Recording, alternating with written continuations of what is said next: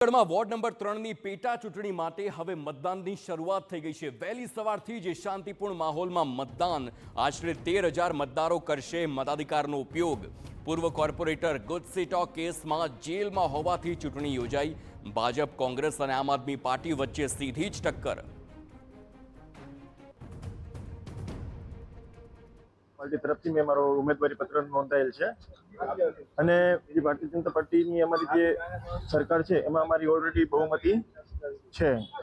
એ બહુમતીમાં હું મારી એક સીટ નોંધાવી અને પાર્ટીને વિશ્વાસ આપું છું કે 30 તારીખે હું વિજયી થઉં છું। છેલ્લા 12 વર્ષ બાદ વોર્ડ નંબર 3માં મતદાન યોજાઈ રહ્યું છે અને આ પેટા ચૂંટણીમાં વોર્ડ નંબર 3ના કુલ 13,919 મતાધિકાર ધરાવતા નાગરિકો માટે 18 જેટલા મતદાન બૂથોની વ્યવસ્થા પણ કરવામાં આવી છે। વોર્ડ નંબર 3ની પેટા ચૂંટણીમાં નેશનલાઇઝ કોંગ્રેસ પક્ષ તરફથી મને કેન્ડિડેટ તરીકે અત્યારે ઊભો રાખેલો છે। અત્યારે વોર્ડ નંબર 3ની પેટા ચૂંટણીનું વોટિંગ ચાલુ છે। અત્યારે 18 બૂથ વચ્ચે અત્યારે 14,000 મતદારો પોતે પોતાનો મતાધિકારનો ઉપયોગ કરશે।